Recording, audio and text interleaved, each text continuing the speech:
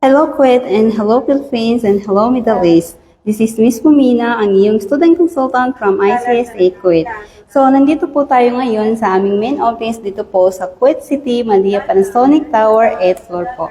So, ngayon po is papasok po tayo sa aming office. So, pagpasok po natin is makikita po natin agad yung aming receptionist po. Dito po. Ayaw din. Dito po yung aming receptionist. And ito naman po yung mga courses na ina-offer po namin dito po sa ICSA Kuwait City po. Kasi yung equivalent naman. And sila po yung aming mga students. Hello! Hi po. Ano po yung course business management din?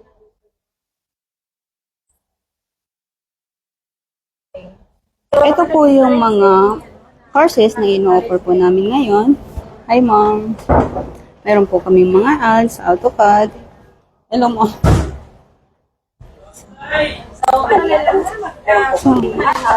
So ngayon naman po is puntahan po natin si Miss Rachel at tanungin po natin siya regarding sa aming computer secretarial course. Hello Miss Rachel! Hello, good Good afternoon afternoon po ma'am.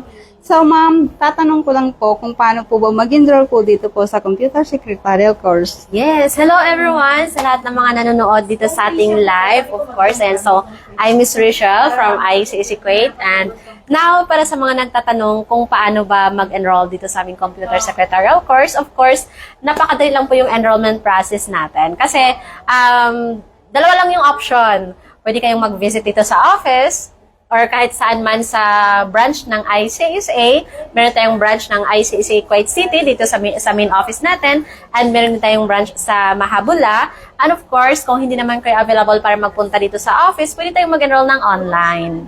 So, sino po yung mga pwedeng mag-enroll po dito ma'am?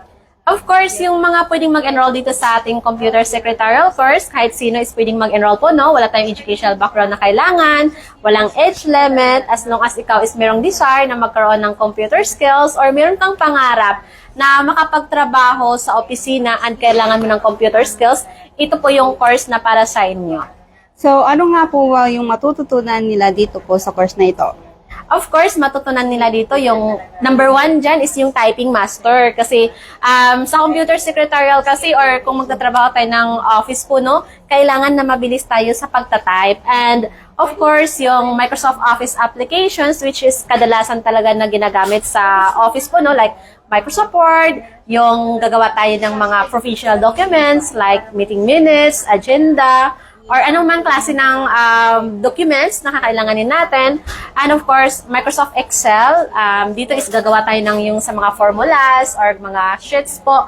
And then, Microsoft PowerPoint. Napakaganda din dito kasi it is pwede tayong gumawa ng presentation natin. Kung ikaw is nagtatrabaho bilang isang consultant po, no, or isang agent man, or admin staff, or marketing staff, or meron kang business and gusto mong gumawa ng business proposal, so gagawin mo yan siya sa PowerPoint. So, yun yung purpose doon. Kailangan talaga natin maging professional sa paggamit ng computer po, no? And of course, yung Windows 11 and digital literacy. So, dito is from the, from the Basic, beginning to professional level talaga siya, yung computer secretarial course po natin.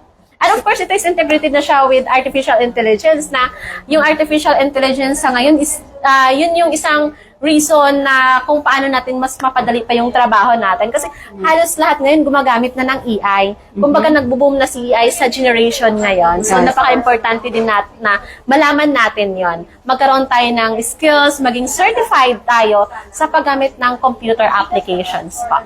So, paano nga ba po yung klase dito ma'am?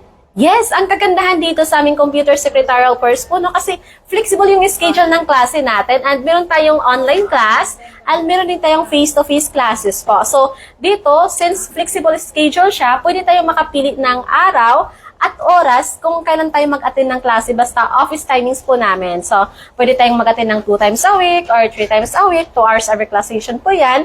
And kung once a week or twice a month lang yung day off nyo, huwag po kayong mag-alala kasi pwede po kayong mag-attend ng once a week or twice a month, 2 hours to 4 hours per class session. So, pwedeng face-to-face and online. Kaya kahit saang bansa ka man naka-reside ngayon, pwede kang mag-aral dito sa ICSA as long as meron kang laptop and internet. Okay, thank you, Miss Rachel. Yes, thank you so much po sa lahat ng mga nanonood dito. And kung may karagdagan kayong katanungan, pwede nyo naman kami i-message sa aming WhatsApp number sa +965-9930-2850. Or di kaya at +965-6076-7714. Yes, thank you so much everyone.